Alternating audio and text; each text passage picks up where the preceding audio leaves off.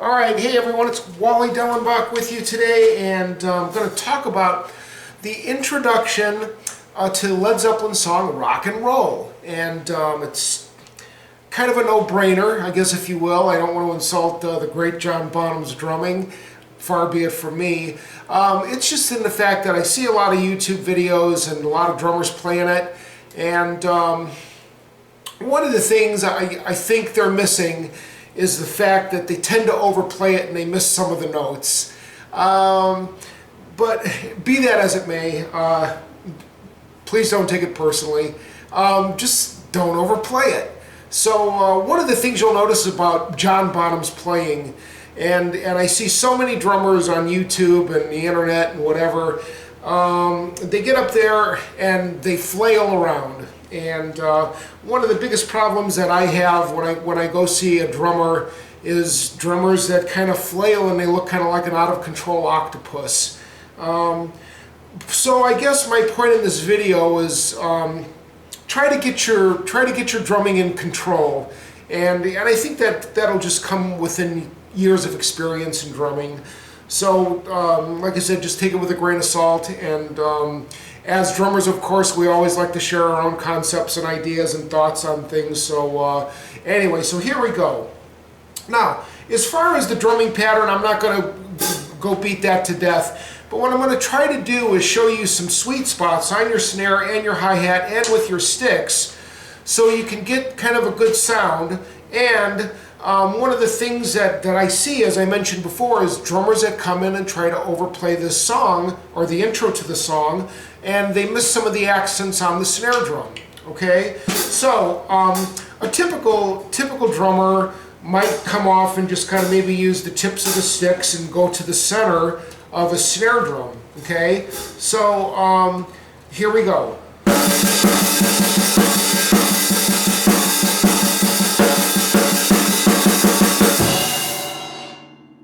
Alright, simple enough. Notice I didn't get all out of control. And alright, one of the most important things in drumming, you know, and a good internet friend of mine, Joe Gansas, from a show called Around the Kit, we got to talking the other day on a show, and he says, he asked the question, what's one of the most important things you think a drummer can do? And I was on the show with a couple different guests, and we all had some good points, and Joe turns around and says, well, I think one of the greatest things a drummer can do, one of the most important things a drummer can do, is listen. And sometimes, you know, that's something we take for granted, I guess. We never really talk about. But that's one of the most important things a drummer can do, is listen. And even listen to yourself and with your bandmates, of course. You want to listen to what they're doing, because that's kind of, you all kind of gel together as a band when you really start to listen to each other and how you play. But anyway, this is just the introduction of the song. I'm kind of beating it to death.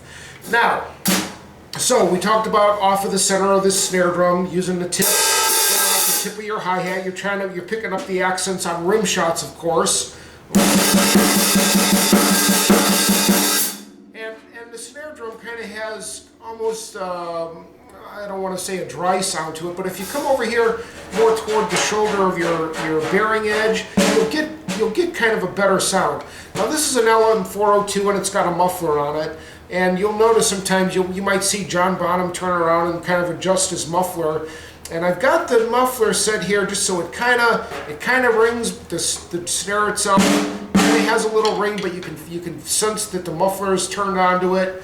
And but if you move around on your snare, you'll notice you'll get different sounds. So when here in the center of the snare drum, you get kind of a dry, and I'm not doing a rim shot there. You get kind of you get a powerful, but you get kind of a dry sound. What I mean by a dry sound is you don't get a lot of ring. Now, if you move off here from the center about midway to the batter edge, you'll get more of a ringy sound from your head and your snare drum. So you get a little bit more of a ring to it. So here we go.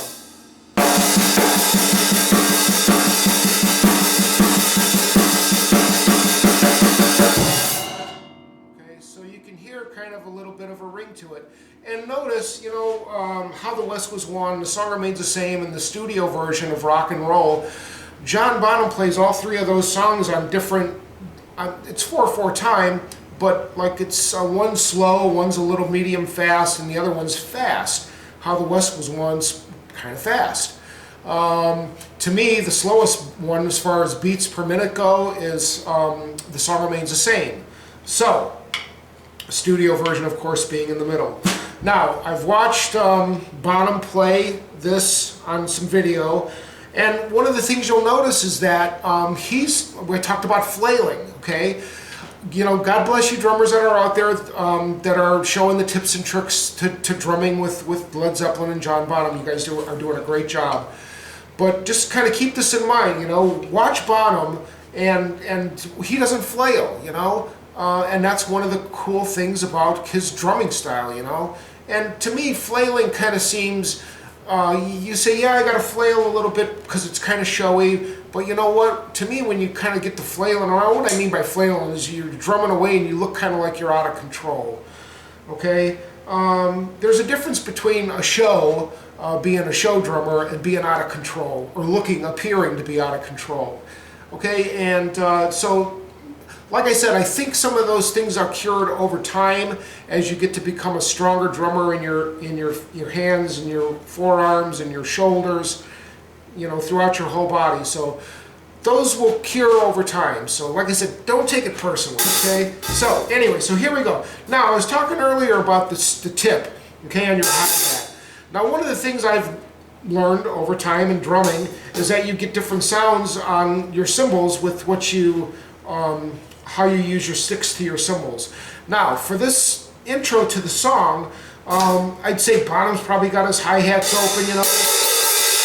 And what I do is I come up here and I use the shoulder of my drumstick, okay, before it goes into the body or the full shaft of the stick. So when I play it, I'm coming up here off of the shoulder, where it just kind of comes off of I guess the neck of the stick, if you will, into the shoulder. And when I come, I'm playing on the shoulder of the stick, and I'm playing basically here from the center to the battery, about right in the middle. And if you listen to the studio version, I really believe that's kind of where Bonham is at. So.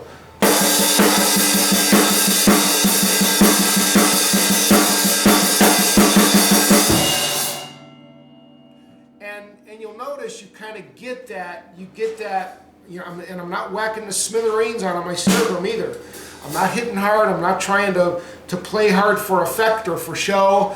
I'm going back to that Joe Gansas theory of the most important thing a drummer can do is listen, okay? So when you play this, just listen to what you're doing, all right?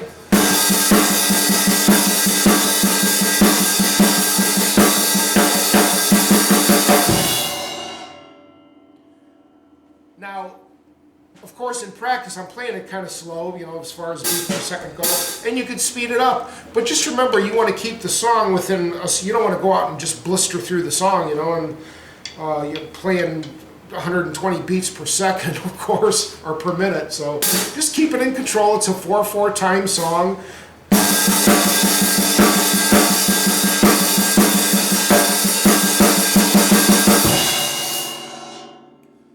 So there you go. Just always remember, as a drummer, and before I get off on that subject, there's plenty of guys on the internet. I want to give you know, some props to a good friend of mine, internet friend, Bonzalium. That guy is all things John Bonham and Led Zeppelin. Tune into his channel, subscribe to it if you're a drummer. The guy is just a far out, and I look to him all the time for learning things. And want to give a shout out to Joe Gansas. He's got a blog show. It's called Around the Kit, and you can hear that on Blog Talk Radio. And gosh, also a good friend of mine who I just met earlier this year. His name is Dean Bobasid, and Dean turned me onto this shirt. It's Chromie. That's Neil Peart's drum set. From what, 1974 to 1977, and Dean sent me this shirt, so thanks to everybody who's kind of looking out for me and taking care of me. So with that, always remember, one of the most important things that a drummer can do is always listen and keep yourself in control. Always practice, work on your strength so you don't kind of come across like you're flailing. You know, if you have to do some weight training, but with light weights, lot of repetitions. Don't get too bogged down with heavy weights and like, you know, sets of 10 only to build like muscle. We're not, because I kind of think that slows your drumming down. So if you work out with weights, work out with light weights, high repetition, you know, like even to the point of aerobic exercise. So don't overdo it. You know, we want to take care of our tendons. We don't want to be old and crippled, you know, when we're 60. So just hang on there, keep on drumming, practice always, and listen. So with that, always try to find a sweet spot, and until next time, I'll see you later. You guys take care of yourself. Thanks for watching. I'm very humbled, and take care. Goodbye.